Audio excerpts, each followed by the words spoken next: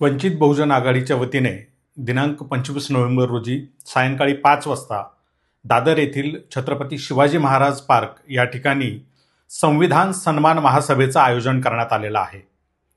25 November रोजीच संविधान सभेमध्ये doctor Babasaheb Ambedkar यांनी देशाला उद्देशून जे भाषण केलं होतं आणि आगामी काळातील लोकशाही समोरील जे धोके सांगितलेले होते ते धोके आता या ठिकाणी समोर उभे राहताना दिसत आहेत।